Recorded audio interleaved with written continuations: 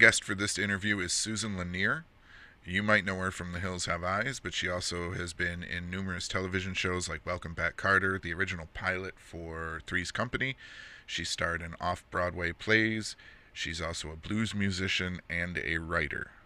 Susan, thank you so much for joining me. Well, it's a pleasure to be here. I'm so happy you asked me to be your guest. Um, I know an old front porch in East Texas and an upright piano mean a lot to you. Tell me why. That was my granddaddy's house. Thomas Lanier was his name. He was a cousin of Tennessee Williams, distant cousin, and whose name was Thomas Lanier Williams. And he was an artist and a poet, a musician, and I was his biggest fan. And I've loved musicians ever since. Tell me why the name Johnny Horton means something to you. My mother dated Johnny Horton when she was a young girl. And so when I went to visit my granddaddy when I was a little girl and stayed with him for a couple of weeks, I think during the summer break, Johnny Horton was there and he and my mom were friends by then. And he had written in 1814, we took a little trip, the Battle of New Orleans, and he was a big star. So I think he was maybe the first star I ever really met. And he was a fabulous, sweet guy. Now, when you were on the front porch with your grandfather, what was the favorite song that he would sing? Oh my gosh. Well, he was always doing the blues, but he would just do gospel stuff, and he was friends with many of the Black neighbors that were in the area. They all farm together, share crop together, and so they would come over, and it was some jam. You know, it was hard to beat that. They all would bring their instruments, and it was very cool. It was a great way to grow up. I mean, I can't remember his favorite song. That's fine. As a little girl, would you get to sing, or were you just enamored? Well, early on, I would just listen in awe. And then as I got older, and my mother had been a singer with her two sisters and brother, and her brother was a self-taught musician as well. They had a band in East Texas. So my mother taught me to harmonize with her lead very early in life. So, I loved harmonizing with my mother. She was a really good singer. My father was tone deaf, so I'm somewhere in the middle. Actually, I've heard your music. I would not call you tone deaf at all. Oh, thank you. I'm going to give you 3 prompts, and I want you to tell me how they fit into your story. Okay. Props, like things. Prompts, okay. Like things. You're 12 years old, Ray Charles, downtown Dallas. So I was 12. I was a huge Ray Charles fan. And so I had saved all of my babysitting money and had saved to go to his show downtown Dallas. And one of my girlfriend's older sisters had offered to drive us. So we were just kids. My mother didn't really want me to go, but she knew how much I wanted to go see Ray Charles. So she didn't stop me. And so we bought tickets, and Donna drove us, and we went in and saw the Rayettes. And then and he never showed up, because I guess he was high or had been arrested or something. And it was heartbreaking. I cried and cried and cried all the way home, and never got my babysitting money back, but that was okay. I got to see the Rayettes, and I was close, but it was really heartbreaking. So, yeah. Music and blues have had a massive impact on your life. Yeah. Tell me what they mean to you and how they expanded you as an artist. Well, I think of any art form, music speaks to the soul the most intimately. And so I was married to Delaney Bramlett of Delaney and Bonnie and Friends. And he is in the Blues Hall of Fame. And he was an amazing soul blues artist. and rock, and it's had a huge impact on my life just being married to him and writing songs with him. So he was a wonderful composer. So being around him was far superior than going to any kind of university or school to learn music. I mean, he taught everybody. He taught Eric Clapton how to sing. He taught George Harrison, showed him how to play slide on the guitar, and produced Eric Clapton's first album. So blues has been a huge part of my life, just being around Delaney, my husband. Well, and also growing up, because even though you said Grandpa sang gospel, I'm sure blues was in there as well. Oh yeah. Oh yeah. I mean, it was all self-taught. Like nobody really read music. It all came from the soul. I took a little bit of piano when I was younger, but it didn't last long. I play only by ear. I don't read music. So nobody plays music. I know how that feels. At one time I used to play the piano and I could not read sheet music to save my life. But if I heard it, I could noodle it out until I could play it. Yeah, I noodle it out. And you know what? I find that really relaxing. Like if I'm all stressed out from COVID or isolation or being alone or any of those things, I just go to the piano and I might like work on a tune for 20 minutes or so. And I find myself just chilling, just chilling out. So music soothes the savage beast. It really does. It really does. You moved to New York in 1967. You attended NYU. What experiences in NYU shaped you as an actress?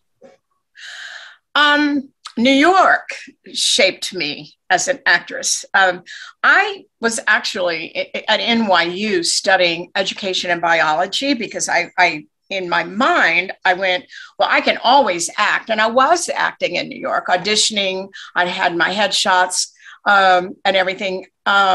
But I enrolled at HB Studio with Uta Hagen at the same time that I was at NYU. So my acting passion was there, but I also do have a practical side. And I thought, well, if I don't make it as an actor, I could be a doctor. And so I was studying biology and art teacher education and just getting an education, which I felt was important at the time, still do. I didn't finish per se, because I went on to get getting busy as an actress. So New York shaped me as an actress.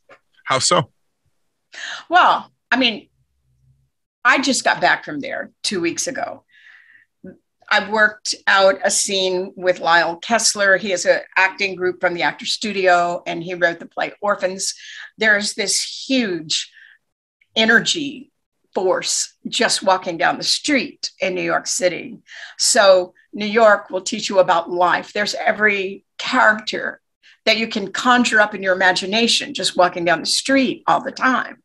There are artists and people that are actually, even in COVID, I was involved with an acting group doing scenes on Zoom with this wonderful group of actors in New York. There's an art movement that has always been there and probably always will be as long as there's a New York City.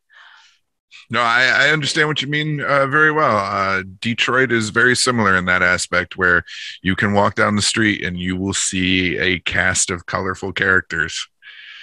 Go ahead. I live in a very scenic area of like Calabasas up in, the mountains, and I have a lot of nature around me. But there's nothing as stimulating as going out on the street in New York or a big city and just feeling other souls around you, sometimes I feel like, oh my God, if I see another coyote or a dog or whatever, I'm in nature and I love nature kind of, but not like New York. It's the duality. It's the, big city has the hustle, the bustle, the energy, the vibe, that, all right, I'm going to get things done. Whereas, being more rural is I need to unwind. I need to decompress. I need to relax, take in the surroundings as opposed to being a part of the surroundings. Well, what I love about where California, LA in general, but particularly where I live, is that because I'm near Topanga Canyon, and it's very zen and whatever. In 30 minutes, I can be in the middle of Hollywood. In 45 minutes, I can be in downtown LA, and if I really need that urban fix, I can go to Hollywood or West Hollywood or Beverly Hills or downtown, but it's still not the same that I feel when I'm in New York, because New York is surrounded by it. I was gonna say, I would figure New York is its own entity all of itself, like no place on earth. Yeah, I mean, I actually have made arrangements to kind of be able to live both places, and I think that's the best of all worlds. I don't like it. I don't like New York so much in the summer. I don't like that humid heat. So I'll take LA then. So, what drew you to acting? What bit you? What's the one moment that the acting bug bit you? Well, I mean, this is not an original story, but I was 13 and I was walking across a park in Dallas, and I saw this little group of kids, and I'm very nearsighted. I don't know if I had on my glasses or not. I thought, what are they doing over there? And they were having an audition for a play that was put on by the city parks of Dallas, where I grew up and was born. And so I went over to investigate, and I asked one of the little girls, I said, what are they doing? And she said, they're having an audition for a play. And I went, I want to audition. And the play was called Winnie the Littlest Witch. And I auditioned and got the part of Winnie the Littlest Witch and won an award that summer with the Parks and Recreation Center in Dallas as best little junior actress, I guess, in Dallas. And I was smitten, and I knew there was no feeling like performing a play. I mean, it's just, I'm still in love with theater, and I've loved it ever since. So there was I never had a question about what I wanted to do. What I wanted to do was enormous. And my parents went, what, are you crazy? You can't do that. But I feel sorry for kids that they're in school, they're 15, 16, 17 years old, and they still don't know what they want to do. At least I knew what I wanted to do. And I knew I had read enough and did enough research to know what steps to take to be able to get to do what I wanted to do. And I've never had a real job, except I've never had to get a real gig, except maybe sporadically. I waited tables for 5 minutes and, whatever. But I've been able to make a living as an actor or something, photographer, or musician in the business, entertainment business. Recently did an interview with Carl Gottlieb where he said that once you're on the stage and you get that first taste of the crowd, that's it. You're hooked. That's it. It's like heroin. You can't stop. And though there have been many years where I've taken a detour, put my focus on other things, like right now I'm writing, because I was doing a play when COVID hit and in St. Louis, and we had to give it a wrap, and I fly back to LA. And so I've never really stopped doing theater, even if it's a small venue theater or one-woman shows or my cabaret show. But because things tightened up, I put my focus in writing a book, which is not finished, about New York. Now, I will ask, since we've mentioned it twice now, COVID kind of put the damper on everything for everybody. What did you do to get through it? I did do, a really good girlfriend of mine, Brooke Lewis Bellis, is a producer, and she is a real hustler, and you can't keep this girl down. And she produced a horror sort of low budget thing that we could set up the scenes here, individually. And the director directed the project via Skype camera, and he has all this sophisticated equipment. It's called Red Rooms. And then I did another one with Brooke. So I did a couple of projects. My goal was to finish my book in a year since we were in lockdown, and I was busier than ever. And the other thing is, this little girl that I had met at lunch had called me and asked me if I would coach her with some scenes. And we started doing that regularly. And then after about 2 months, I said, would you like a class? Because I used to teach acting in the 80s. And she said, that'd be cool. And I said, well, I'm not going to advertise it. It's got to stay really small. And so a couple of people heard about it and they joined. And so now I teach acting because of Zoom. I can't go on the road and I can't be out at night really doing things. I literally, my friends asked me to do a gig with them on New Year's Eve. And I ended up deciding not to do it. And the whole band caught COVID. So, you can't really, I don't really want to be in a bar singing right now. I don't blame you. Yeah. Speaking of being a teacher and teaching acting classes, what is it like shaping the future generation of actors and actresses? It's so exciting because I can literally see them go from to, oh my God, that was really good. And I'm still in the game, so I can bring my game to the class. I last Friday, I spent the entire day doing a self-tape for a new series.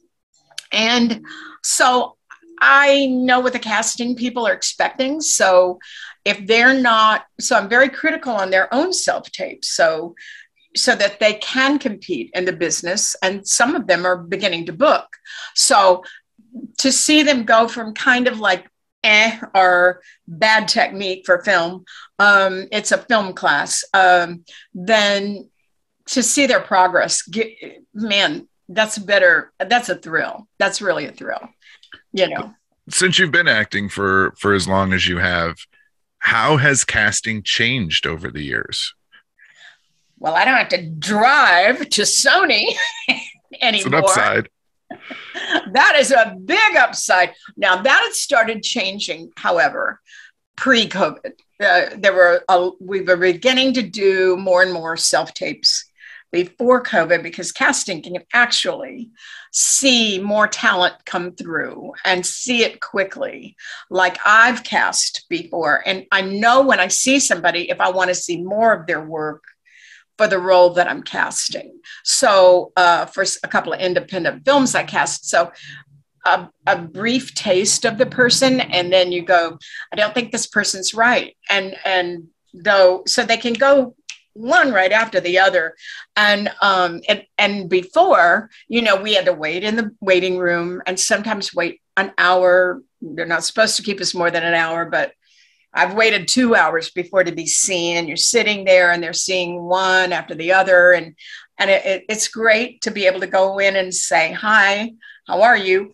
But I don't know that it really influences their meeting in person. I don't know if it influences more, if it increases your chances. And it's certainly because LA is so widespread.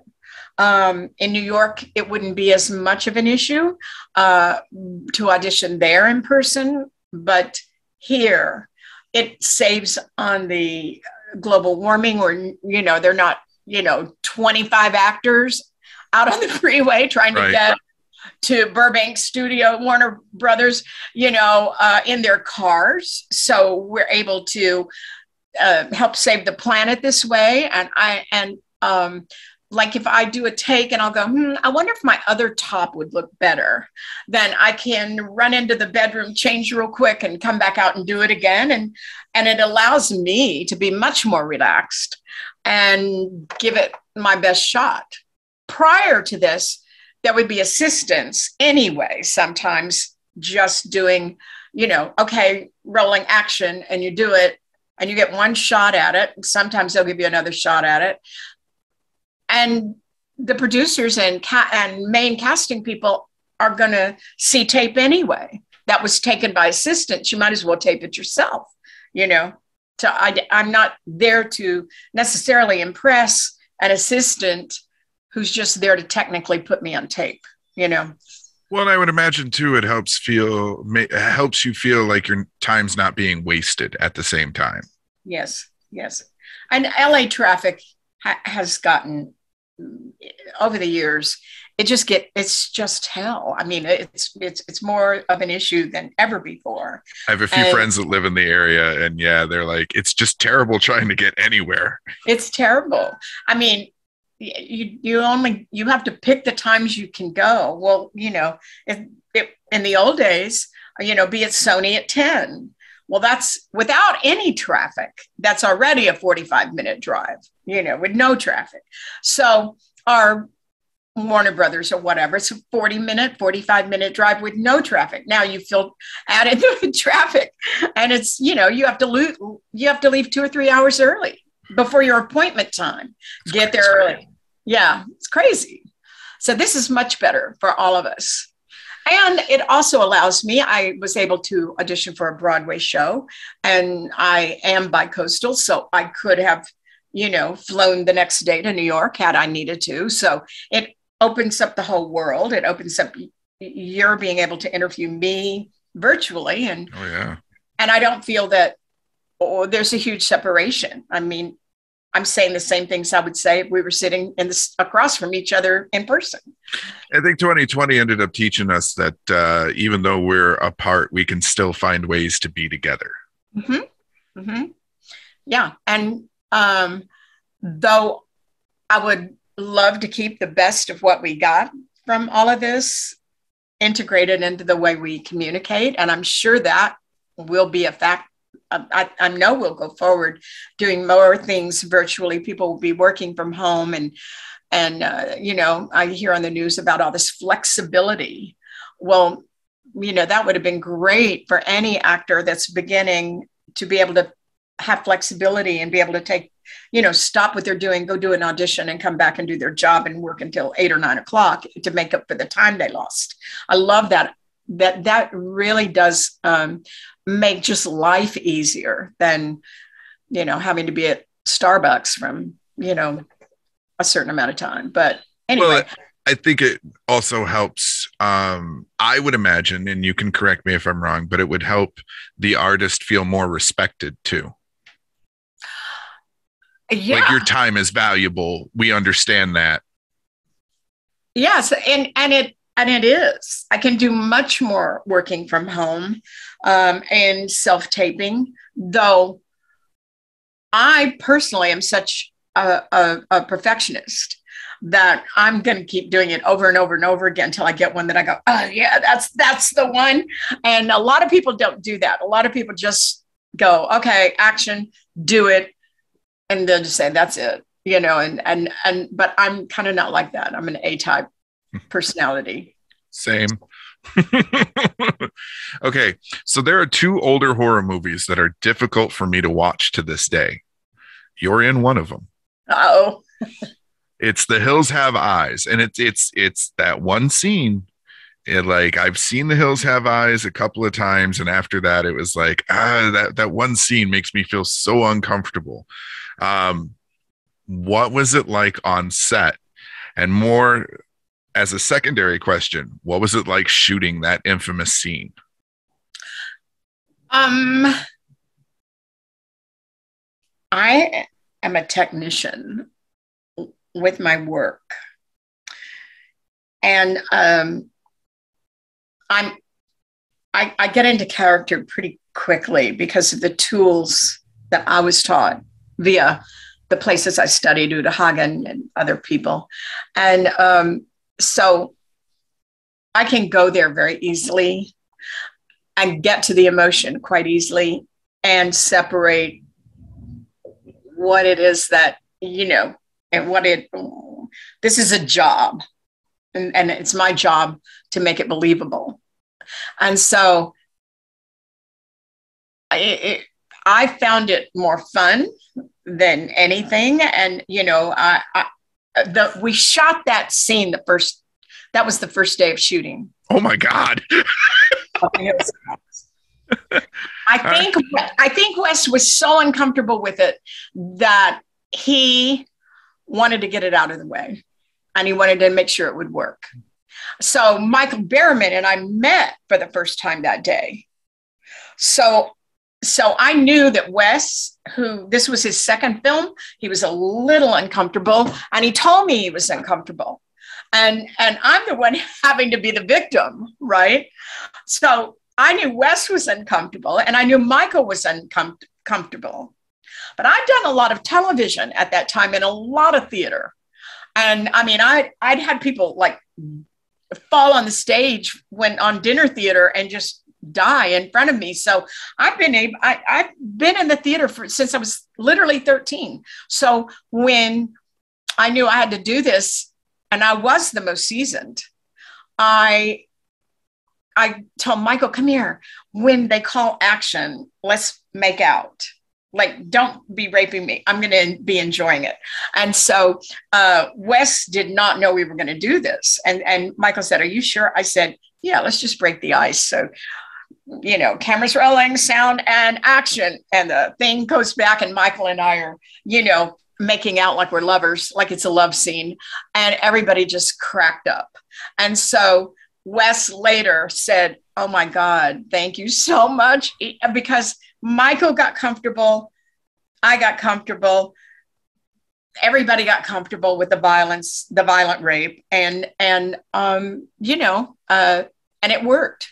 Just definitely broke the tension. It broke the tension. And then I don't know if that was such a good thing, but I don't know that it could have been more tense than it already was. Everybody tells me it's one of the scariest scenes of a horror movie they've ever seen. I don't know if it's necessarily scary. Like I said, it's just, it's uncomfortable. Mm-hmm. Last House on the Left is the other one that has a scene that's very uncomfortable. I can watch blood, guts, and gore. I can see someone being hacked to death. I can watch the Saw movies and not flinch. But if you show me like a rape scene or maggots, or God forbid the two combined, I'm out. Well, you know, I just wanted to be in a movie. I've done a lot of TV, and when Wes asked me to do it, I jumped at the chance. And he was so nice and so sweet, and we had chemistry in terms of work, and I just did it. It was life-changing. I never thought it would become anything.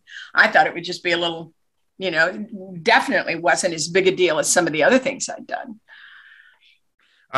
While we're on the topic of Hills Have Eyes, just because this week played out the way it did, I'm actually interviewing one of your co-stars from The Hills Have Eyes, Dee Wallace.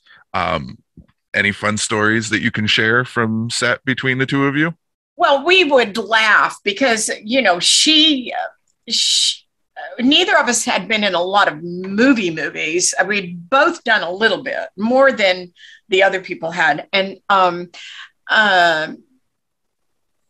we would laugh at the fact that we had agreed to do this movie, and living conditions, location conditions were quite primitive. So all of us were stuffed into a trailer, and then we were all staying at this hotel in Victorville, California.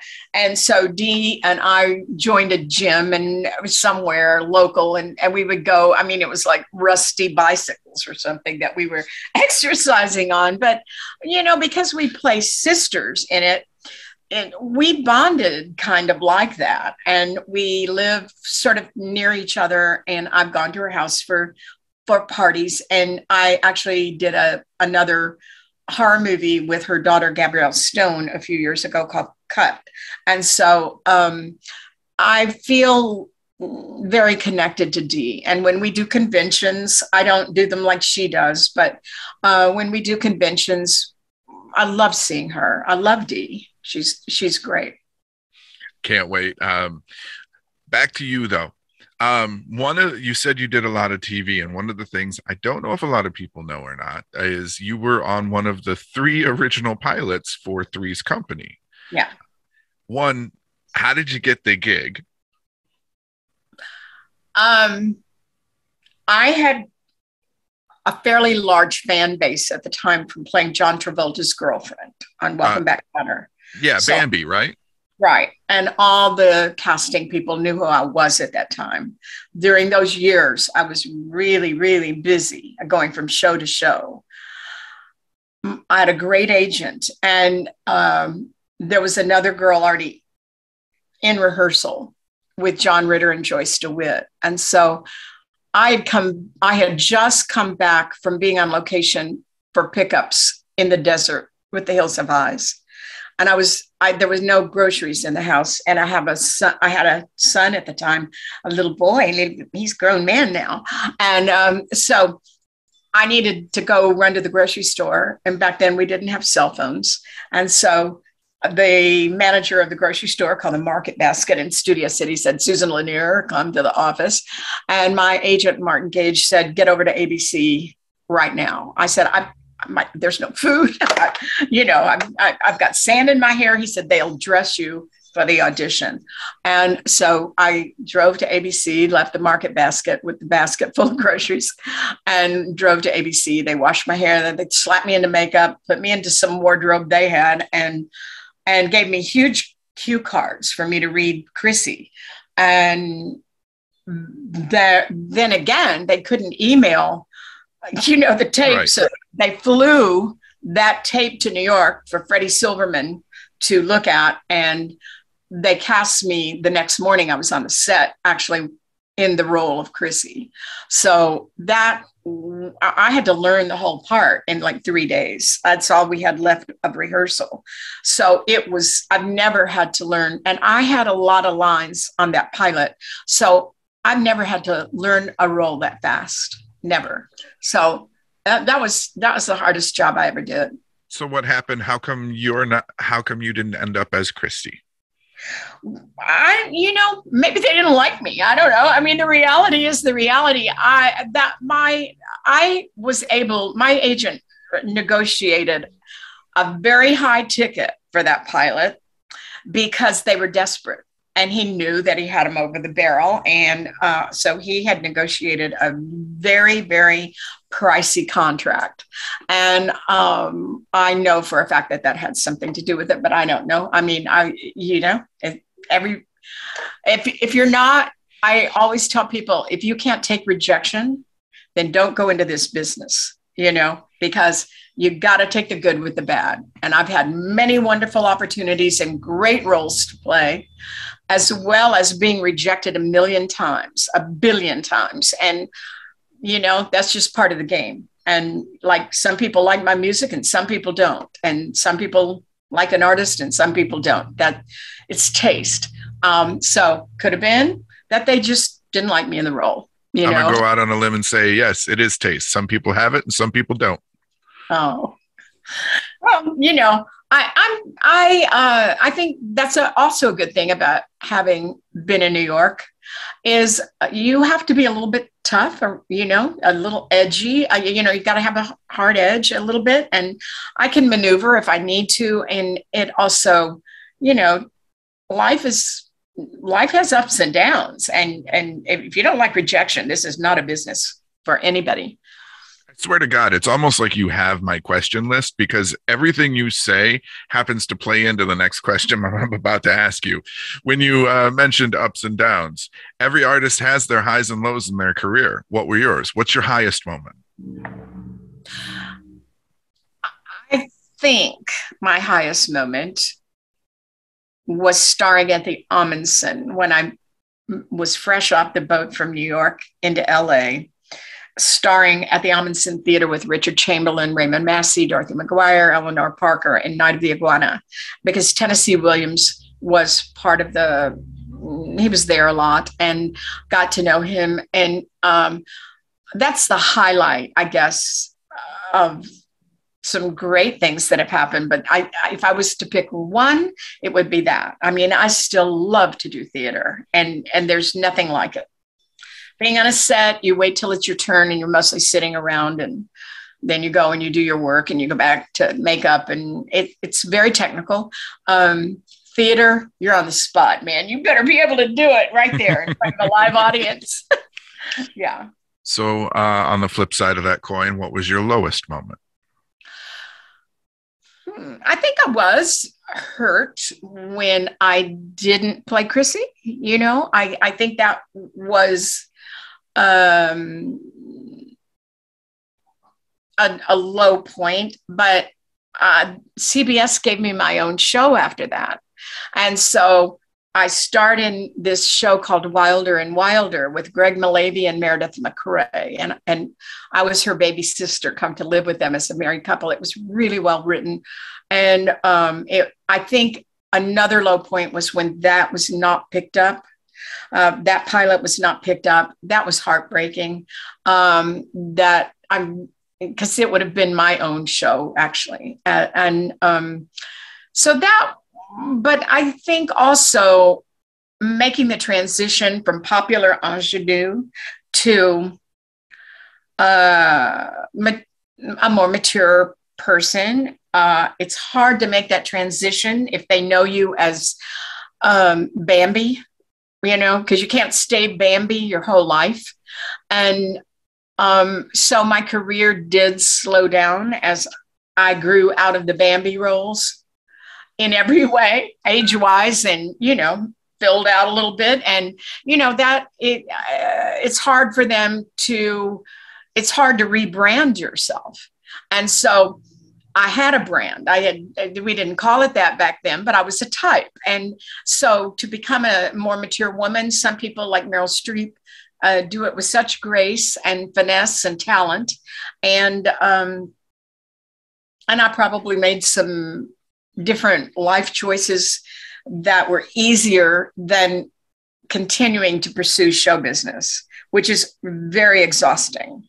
And so I put the brakes on myself to be with Delaney, to be in the recording studio with him, to switch over a little bit to music, have more time with my kid.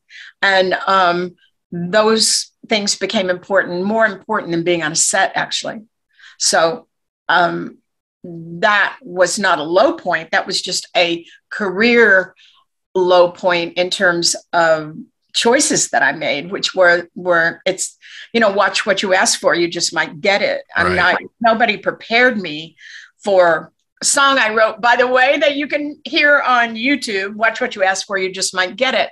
I didn't write that for no reason. Watch what you ask for, you just might get it. Nobody prepares you for the pressure and the obligations and the time that it takes for you. You have to be here and there, and you don't have a choice. You really don't have much of a personal life when you are really, really busy with your career. Little Miss K Box, that name holds a specific meaning to you. Tell us why. Well, after I won the awards when I was 13, there was a radio station in my neighborhood, which was called Lake Highlands in Dallas. And they were looking for a teenage disc jockey to get more of the younger school kids to listen to the radio. And I didn't audition. They wanted somebody in the neighborhood, and the radio station was in the neighborhood. And they called the drama department, and my teacher suggested that I become a teenage disc jockey. And I went in and interviewed, and they liked me, and I got it. And I spun records and would be on the air going, and this record goes out to Sherry and David and Moose and Kathy, and go Wildcats. And so it was all over Dallas. And again, it brought my life, even if I think I was 15, 14, 15, somewhere in there. I thought I was grown, but at 15, I was a DJ, and it was a great opportunity, and it brought me to the music world. Everything I've ever done continues to bring me back to music. I noticed. Going through the biographies and all the stuff that I could find online in preparation for this, that's the one thing that seemed to keep coming up, is no matter what you were doing on stage or the screen, music just kept pulling you back. Yeah. Every person, whether they're aware of it or not, has seasons to their lives. Some seasons are great, some not so much. What was the most interesting season of your life? Whoa, boy. Oh my gosh.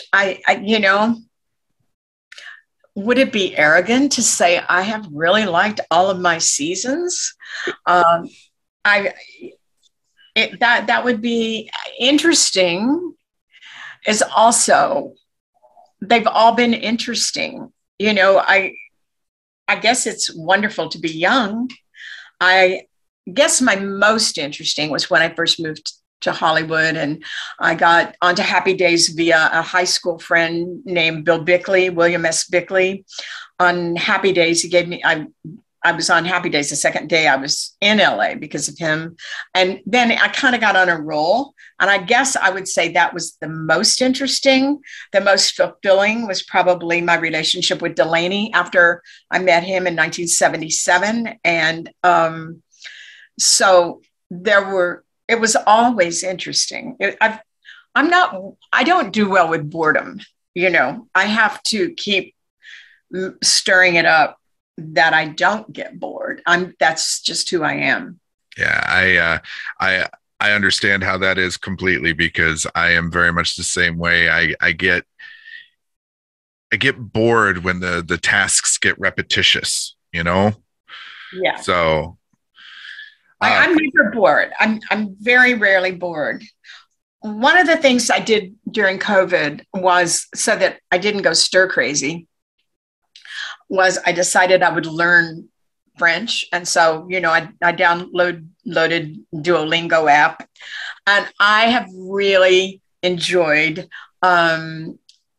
progressing. I now I can pick up some words. And if I went to France, I could probably get around. I'm not great at it yet, but I they say do 5 minutes a day. I end up probably doing 15 minutes a day, but just if I'm bored, I will pick up my iPad and do a French class. So, I just have to keep learning things. Idle hands are the devil's playthings, and so is an idle mind. Yes. As an actress and a musician, your main job is to connect with an audience. How would you describe your process of connecting with an audience? First, tell me how you do it as on stage or on the screen as an actress. On screen, my audience is the camera. So though I don't look in the camera like I am right now, I'm aware of where my audience is. I'm aware of where my camera is in terms of feeling the energy connect from my character that I'm playing and the audience, which then is the camera. And of course, on film acting, you don't look in the camera, but on Zoom you do. But so it's sort of the same thing. Feeling the energy of a real live audience is the best. I mean, I love doing my one-woman show, and I'm the only one on stage except my band. And we're having a ball together. They participate in the show, and it's a fun show. But the focus, it's my stories, my songs. And I have a wonderful following here in LA. I haven't done it in a while because I put some energy into some writing and creating. I'm a storyteller, and I love to get up and tell my stories. So I think that's the process, feeling the energy, there's nothing like Carl Gottlieb, who I've had dinner with a couple of times. He's friend. We have a mutual friend, and Elaine Kagan. And, it's just once you have a taste of that, you're done. I mean, you're going to keep doing it. How do you connect with the audience as a musician?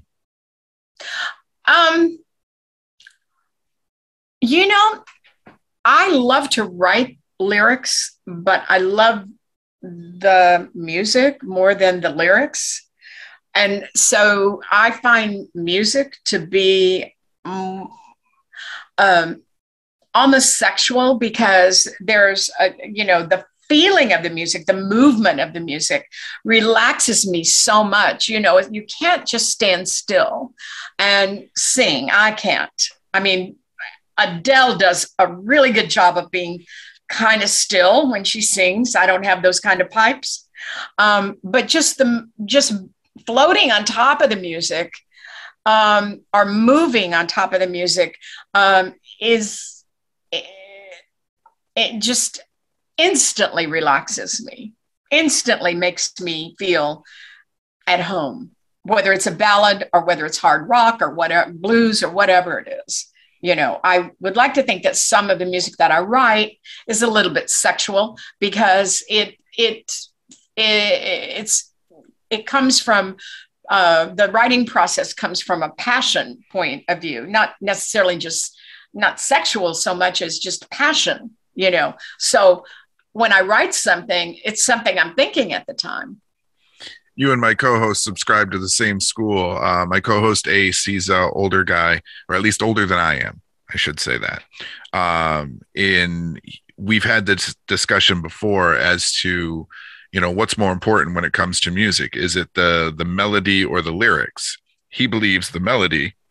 I believe the lyrics, because when I listen to music, I listen for what's being said. Mm-hmm. So I will have to pass that along, that I've been told I was wrong.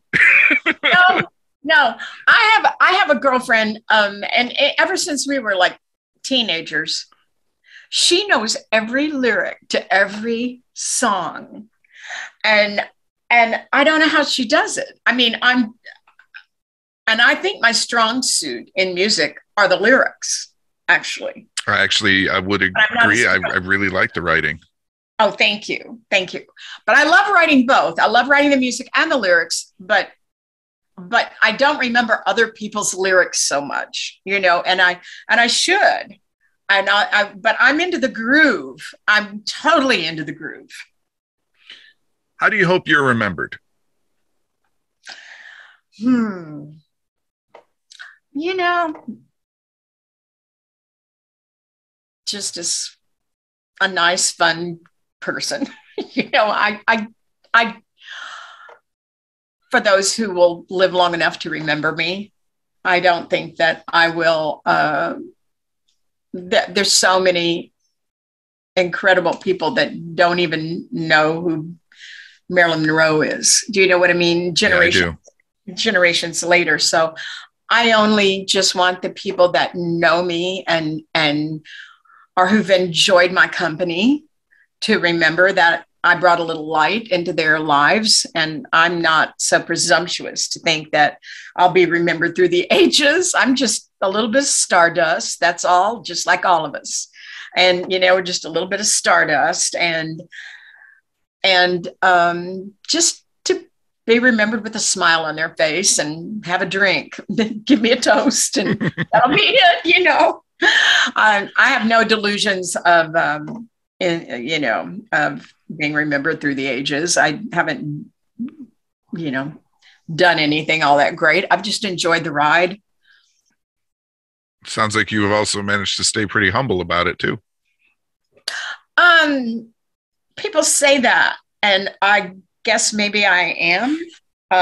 In some ways, I think we're all created equal. I'm a huge believer that nobody's really better than anybody else. And some people may have more money and some people may have more fame, but in the end, we all end up in the same place. And we're all alike, really.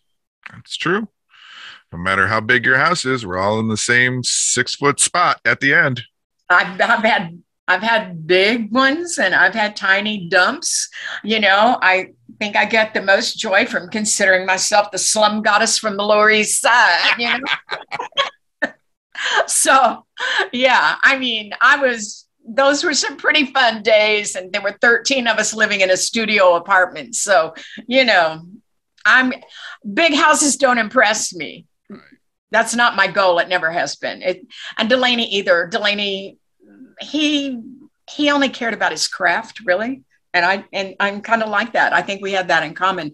He never cared about how much money he had or how big his house was. He loved his ranch, our ranch, his ranch. But, you know, um, he, nothing impressed him like that. And doesn't me either. You know, All right. I enjoy a nice lifestyle, but you know, also I'm happy wherever I am. I can live in an RV and be happy. You can answer this next one as either yours or in general. But where do you believe artistic talent comes from? I think you're born with it. And I think maybe a lot of people are born with a lot of gifts. Recognizing your gift, we'll call it from God, if you would like, the universe, God. I think you're born with a DNA proclivity for that. A lot of people don't have the guts to put it out there and go for it, and or recognize it even, maybe. But you have to have courage to follow your dreams. And so, yeah, I think people are born with a certain amount of talent. I do think you can get better at your craft by working on it. Well, practice makes perfect. You're right. But I do think you have to be born with a certain DNA. Fair. Yeah. Right. You've mentioned Delaney a few times. I'm going to ask you, if you don't mind, set the stage for us. Tell us how you met your late husband. Well, again, the Hills Have Eyes keeps being the gift that keeps on giving. I was doing a TV show, and my girlfriend's husband was his trumpet player, and they were playing at the Starwood. He fought me before he passed away. He would say, no, it was the Troubadour. It wasn't. It was the Starwood. That's my interpretation. But it was so long ago. We were both loaded, so I don't know. Anyway, my girlfriend said, let's go hear Delaney. And I go, oh, I'm too tired. I can't do it. And she said, oh, no, we got to go hear him. And just one set, I promise. And I said, all right. So we drove to Hollywood from North Hollywood, and where we were roommates. And and she wanted her husband, Daryl Leonard, to see that we were there. And so we were near the stage for her to go, Daryl, we're here. And Delaney looks down, and I'm standing there with her. And he takes off his guitar, and he comes right down to me, and he said, give me your phone number. I'm going to marry you. And I went, what? And he goes, I saw you in a movie last night. I love the way you scream. And he had seen me in The Hills Have Eyes at a drive-in with his then girlfriend. And so I went, well, I have a boyfriend. And he goes, I don't care. Give me your phone number. And yeah, I mean, the rest was history. He came over a few days later, and we were in love.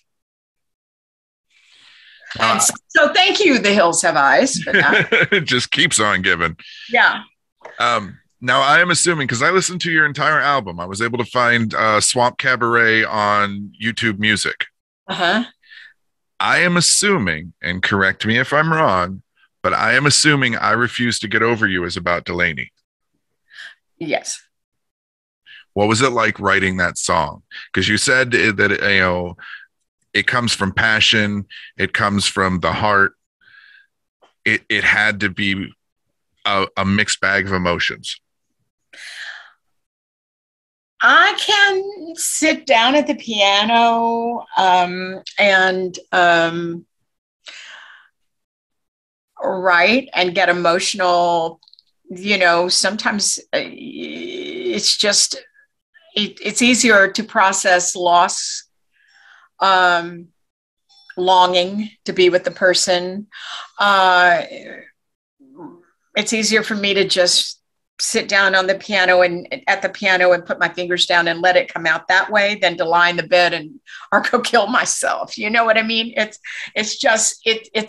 a huge artistic release for me to be able to get it out that way.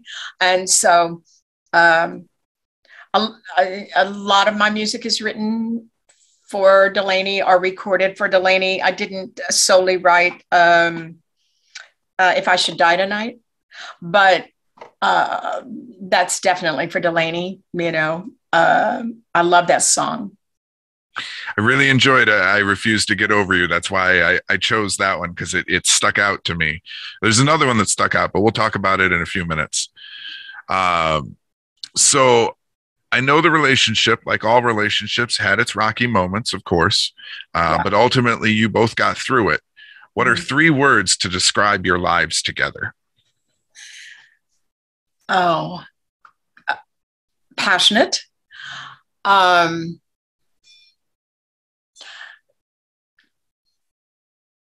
well, passionate for sure. Nobody ever comical. No, nobody ever made me laugh as much. We got through all the hard times through a lot of humor, and so comical and everlasting. I mean, it'll never end. It's forever. Any advice for couples who are both creative types on succeeding in business and pleasure together? I think that it's very important to become best friends. A lot of people would maybe disagree with that, but I think towards the end of our on and off 31-year relationship, it was so important that we were friends, particularly as you get older and the body begins to not be so cute and fresh and sexy. I think that you better be able to laugh about things and that you become best friends and partners in the journey. And there's no question that that's what we were. And so we would have to laugh at the bad things that happened. And there were many. Yeah, that makes sense. As a man who has never been what anyone would consider sexy, comedy has gotten me into and out of a lot of things. Mm-hmm. Being funny is it's second nature to me at this point. My wife likes to pick on me all the time. She hates puns. I adore puns. I love wordplay, and she rolls her eyes at me. But I know damn well that if I stopped doing it today, she would miss it in about 6 months. Yeah, Delaney was a consummate entertainer. Even when he was towards the end in the hospital at UCLA, some of the nurses would come visit. A couple of nurses, even on their days off, would come to the hospital just to hang out in the room because he was that engaging. He was the most charming person I've ever met on earth. I see the way your eyes light up when you talk about him, and Yeah. he seems like he was a very a wonderful individual. Yeah, he was. All right, let's switch gears back to music. Mm-hmm. Why do you think the blues is so timeless and it still stands up to this day? Because people feel pain, um, and feel loss, and that's what the blues. It was a way to communicate with certainly the slaves, etc. And I think it originated there, but just the blue. Everybody has the blues, and so I think that you can more easily identify with the sounds of the melodies and certainly the words that are usually somewhat simple, but are identifiable. So when I wrote Soup Kitchen with a co-writer named Ron Finn, I wrote that song in 1983. And my mother had called me and said, oh my God, there's soup kitchens opening up all over Texas. 1983. And I went, oh, well, I'm going to write a song called Soup Kitchen. So Ron and I got together and we worked it out. And I like that song a lot.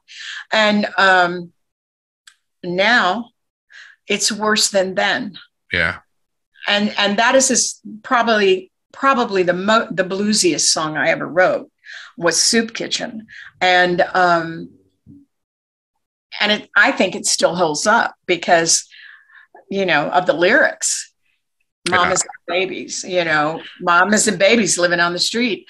We live in the street. We eat at the soup kitchen, I enjoyed it greatly because that was one of the ones that you had mentioned when we were talking before this, is it meant something to you. I'm going to ask you a little bit more about it in just a few minutes, but it really was a good song, and it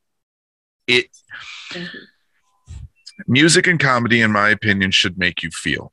If you can listen to music or you can listen to a comedy routine and you don't feel anything after it, the musician or the comedian didn't do their job, or you're just dead inside. Those are the only three options. And the Soup Kitchen song made me feel inside, but that's because I have worked in fields that directly involve with the people that are less fortunate, the indigent, people who would frequent soup kitchens. And it's it's a very powerful song. It's a very moving song for those of us that have either had to be there for ourselves or been there for others. Yeah. When I moved to New York, I didn't have very much money. And back in the 67, there was a group called the Diggers, and they would serve soup in Tompkins Square Park every single day for the homeless. They had a little storefront that was funky in basement, and you could go there and get clothes. People would donate their clothes and their shoes. And the whole concept was that nobody goes hungry, and that if you need clothes, go down and get it. It was free. And then if you were done with something, you brought it back and they put it back in the pile, washed it and put it back in the pile. And it was an amazing concept. And I believe that we were onto something then. And it's kind of sad that it faltered, it failed. The whole concept failed. Well, talk to me. I'm sorry, go ahead. Talk to me about Swamp Cabaret. How and why did this project come to life? I had been approached by a cabaret director that had seen my work at the Palomino, and I used to play around town doing more country blues. I had opened for Lucinda Williams and a couple of people, and I had a little reputation around town, but I got so busy as a photographer that I kind of put it aside. So when Delaney and I were talking about it, I said, this guy asked me to put up my show again. And he goes, I think you should do it. And so he met with the director and told him his ideas. And I knew I wanted it to be bluesy, but cabaret, swampy, but cabaret. Mm-hmm. And Delaney kind of helped me come up with that. And he had a hand in the show, and then he got sick and had to stop, and then he passed away. And I either could go to bed and cry, or I could put the show up. And he had asked me to do that. He said, if I don't make it, I want you to go do that show. And most of the people in the band are his musicians. So we're all still really good friends, and we'll play again together. Well, you guys are essentially a family at this point, yeah. Right? Yeah, I've known David Morgan and Hank Barrio and Alicia Morgan and Lynn Finelli and all these people in the band, Denise Frazier, Danny Ritter, and Chad Watson was Delaney's bass player. So I've known them for a billion years, so it's like, yeah, we're family. Going back to what you were saying about Soup Kitchen and whatnot with people, how do you think we as a society could turn ourselves around? Oh man, the fighting's got to stop. The division has got to stop. I mean, Imagine is one of my favorite songs by John Lennon. And we've got to live as one. We've got to take care of each other and quit fighting about, I've never seen the country as divided, and I've never seen friends as divided. I had a friend send me an anti-vax thing today, and I thought, I'm not even going to respond to it, because I can either get upset that she thinks that, what, am I supposed to be sorry I got vaccinated? I'm not sorry at all. I believe in science. Mm-hmm. So, that's an individual choice that people have to make. And, but it's divided deep friendships with people. And quite honestly, I don't want to work with people that haven't, tried to stay healthy. It's too scary. I've lost a lot of friends to COVID. And so, I think that if we don't stop dividing like we are, we're going to be in real trouble. I agree that it has divided a lot. It's divided families and friends and whatnot. There's a conversation that I've had with a few friends that I disagree with. And, they said, well, are you willing to throw your friendship away over, this disagreement? And I was like, it's bigger than that in my mind. In my mind, a disagreement is you like chocolate, I like vanilla. We don't see eye to eye on it. But in a lot of these cases where I'm ready to just cut ties with the friendship, it comes down to it's human rights or human safety or things like that, where people are just so willingly being like, yeah, we don't care. And at that point, it's a moral thing for me. I can't, me personally, I can't keep being around or continuing to talk to somebody who obviously doesn't care whether or not I get to suck air one more day. Well, I agree with you. And what also upset me is that this same person said, well, soon we'll be in herd immunity. Not you. You didn't contribute to herd immunity. Mm-hmm. All of us that did decide to go do the right thing, in my opinion, to get vaccinated and protected so that I don't give the kid across the street. I've had a full life. Mm-hmm. I've done all the things I want to do, just about. I'm just playing with the icing on the cake. Yeah. The cake is baked. I worry about the kid across the street, yeah. or people that haven't lived their lives and think that it's not important to protect other people. I don't want to die that way either. So I'm very cautious, but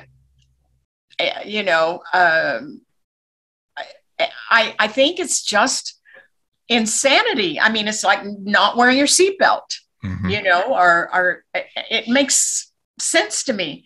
I don't know the answer. I'm not a scientist. I don't know what it's going to do. I do know that I'm still here and a lot of my friends aren't. Yeah. So, I don't know. I hate the division. I hate the division. Everything is created. In school, I didn't care whether somebody's parents were Republican or Democrat. It didn't make any difference to me, and I never knew. I don't know if I even asked my parents what they were, So it's like, but I loved Republicans and I loved Democrats because I loved everybody. If you were my friend, you're my friend. And I still try to live like that. But it's challenging sometimes if somebody doesn't lean the way you lean. So, yeah. What's more important in getting discovered, the press/ink or genuine talent? The result is getting discovered. Well, yeah. And because I know that actors and actresses, they go through a lot of different things before they finally pop. What ends up being more important for that pop? Is it the press that they get for the things that they do or the genuine talent? Okay. In my case, it was always about the talent. As a matter of fact, when my manager at one point in my career said, okay, it's time to get the publicist in the sky. You have to do that. I went, why? What does that have to do with what I'm doing? What does that have to do with the craft? However, and he was right. And I was wrong. I should have spent the money, got the publicist if I wanted to get bigger than I already was, more of more of a star. But stardom was never my goal. It was just to do what I love doing. So the people that are becoming stars on the internet, let's say now, that things have changed drastically. From then, so many people without an ounce of talent are becoming stars and celebrities based on their social media. I don't think it's long lasting, because I think in the end, the talent is going to have to be there in some capacity. But I think it's easier to become a celebrity, like you called it, today than it was when I was trying, because there wasn't social media. I couldn't put my new song out on the internet. I had to wait for a record company to say, here, let's get a deal, and then we'll release your album, maybe, you know. Now you can self-expose yourself all you want. And I think that's dangerous in a way. I would agree. I would agree that social media has, I think it really got bad. And, you know, I hate to name drop, but the Kardashians are where it started. You know, we had this big push for, oh, well, they're the children of the guy who represented the guy who killed his wife. And so now they're important for some reason. And then like TikTok is a big one. Like I'm on TikTok. I don't want to bash TikTok, but there's a lot of people on there that are showcasing talent that is just not good. Or you get the ones there's been a rise of them lately where they're pretty young girls and they're doing things just off camera that seem sexually explicit, just for the attention, just for the clicks, just for the views. Another thing I have a big problem with in social media is clout chasing. When we have a celebrity that dies, mm-hmm.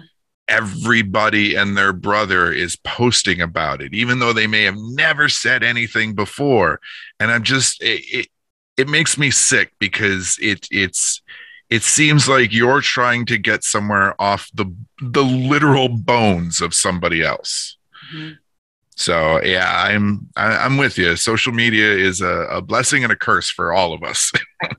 Lately, I've been noticing when I go on Facebook or Instagram or something, children with extreme disabilities and deformities being exploited on this social media, and they're dancing. Like one little guy, I feel badly, and I guess the parents put him up to make money or get sponsors. I'm not sure why, but I find it really a sad society that would find that entertaining, or parents that would exploit their child. Now, in some cases where the person with disabilities is doing it themselves, I get it. It's helping them feel more normal. It's hey, you know, yeah, I've got a disability, but I can still have fun with it. Right. Yeah, if that is their choice. But these little bitty kids, you know, that don't have a say in it. How will they feel later? You know, I don't know. I mean, I just find it shocking, actually. That's the best word I can find. It shocks me every time I see one of them. Oh, I get it. Two more, and then our interview roulette. So we talked about it a little bit, but the song Soup Kitchen does hold special meaning for you. And tell us about your work feeding those in need and what you've done. Well, you know, I raise a couple of my gigs. I haven't played gigs in a few years because of COVID and focusing on other projects. But I like to contribute to Genesee Center House, where children from abused families and the mothers go for refuge. So I give Christmas gifts and donations. That's a big charity that I like to work with, as well as certainly feed the homeless. I mean, that is why I wrote that song, to bring awareness to the homeless situation. So, you know, that's basically the incentive for writing that song. Well, if you'd like, shoot me a link for the Genesee, and I'll post it when I post this. Okay. That way we can help maybe see if we can get them some more donations and whatnot. Great. Halle Berry also supports that organization. It's a really great organization. And now finally, you mentioned you're working on a book, but you're also working on a new EP, right? Yes, well, my new EP's finished, and that's called Allergic to Texas, and it's funny and not. I mean, there are funny songs. I have a song that's actually on YouTube called "Facebook" on the new EP, and that's a music video that is on YouTube, and it's a satire on Facebook, and I'm writing more things from a satirical point of view, not so much, you know, loss these days. But I'm getting ready to release that, and I sent you a copy yesterday. So I'm excited. And then the book you were working on during COVID. yeah, well, that's a book that's been in my head to write for many years, and I find writing not to be difficult so much as to it's that I'm not very disciplined. It's almost like I have ADD. I haven't been diagnosed with that particularly, but it's like I sit down to write and then I'll get distracted and move on to something else, and then I didn't write that day. And it's very dark, about 1967 in New York City, and it's only 6 months of my life. And it's not about Delaney. It's not about falling in love or anything like that. I mean, it's just a chapter. It's 6 months of a little, and it's of the time. I think it captures the time, and I think that there would be a lot of interest for people that didn't live then, that have heard about it, that would be interested in that era. Well, Susan, I would love to have you back when the book releases so we can talk about it. I'd love to come back. Thank you. I'll How long until Allergic to Texas releases completely? when I get off my ass and like put it out there, it's just sitting on a shelf. It's printed, ready to go. So I guess I have to come up with some kind of, I had planned to do it a couple of months ago, and I just didn't get to it. So I have to pick a release date and stick to it. So maybe. Well, when you do, get in my ear and we'll talk about maybe trying to push it through the radio show for you. Okay, great. Yeah, I'd like to do it soon. Okay, it's time to play interview roulette. Okay. Oh. Before we started this interview, you picked 5 numbers. I transposed the questions that correspond with those numbers. And the first number you picked was number 5. What was the most special handmade gift someone has ever given you? My girlfriend Melanie gave me a cup. She's a ceramist, and I think that's what comes in my head right now. I love Melanie's work, and she's always gifting me her ceramics. 71. What do you think is totally inappropriate but is commonly seen in today's society? Well, the first thing that comes to mind is all the sexploitation that is on social media. I don't think it's appropriate. And I think that girls, because I consider myself a feminist, I worked with Gloria Steinem, that girls are selling their worth and thinking that their worth is coming from their sexuality, their blatant sexuality. And just selling themselves. I find that it's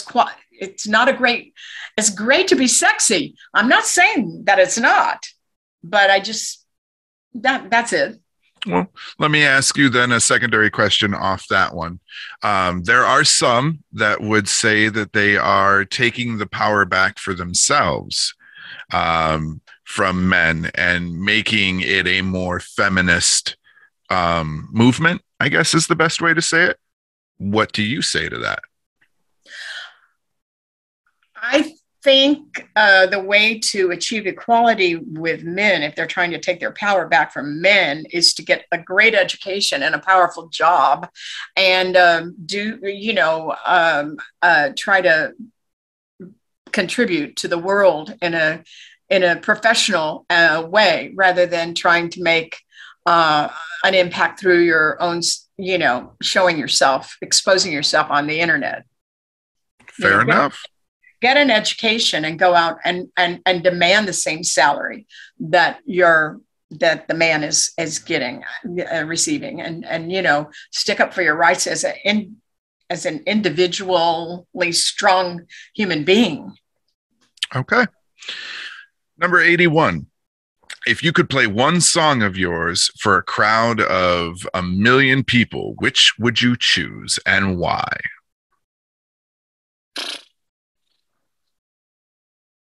Well, my most popular song that people usually gravitate to is On the Way to Woodstock. And it's fun. And I think I would probably play On the Way to Woodstock. It sticks out in my show. People get up and dance, and it captures my era, which by the way, I did want to say something about that. I am so grateful that I was born in my generation, in my era. I am not jealous in any way of the era that much younger people are being born into right now. So we had a great era. I'm going to tell you what, if I could swap my generation for yours, I would in a heartbeat. Yeah, I mean, that might be the luckiest thing that I feel about my life, is that I was born when I was, and that I got to live in that era. And I think that song sort of captures that. Number 203. If you could choose one song to play every time you entered a room for the rest of your life, what would it be? So basically, what would your theme song or your entrance music be? Well, I like Swamp Cabaret. You're talking about the songs I've written, right? No, just any song. Oh, okay. Well, I love Leave Your Hat On. So I would enter a room doing Leave Your Hat On. You sang that on Swamp Cabaret, didn't you? I did. Yeah. I love Randy Newman's You Can Leave Your Hat On. So it's a great song. Yeah. It's one of those songs that is inherently sexy. It doesn't matter who's singing it. You could have your top tier musician singing it, or you could have somebody doing karaoke singing it. And that song is just inherently sexy. Yeah, I've always loved that song. I love his version of it too. And then you chose number 69. If your name was on one product, what would you want it to be? And it doesn't have to be a product that exists. If you could put a product into the marketplace yourself with your name on it, what would you want it to be? Wow. I don't know. I mean, I can't even think of anything right now. I mean, maybe perfume. I love perfume. I just still love to wear perfume. I think it's cool if you have your own perfume. I'm very smell oriented, and so that's the first thing that comes to mind. I mean, I perhaps would like a theater named after me. That would be cool. Or a cabaret room, even a slummy dive room. The Susan Lanier Cabaret, let it be a sleazy dive. No, just Lanier. Lanier, yeah. So just I'm easy with that one. I mean, that's a hard question, actually. So. All right, Susan, you are an amazing woman, from acting to TV or from stage to TV to film and music. I want to thank you so much for taking the time to talk to me. Thank you so much for inviting me. And I have loved being here and loved connecting with you and getting to know you as well.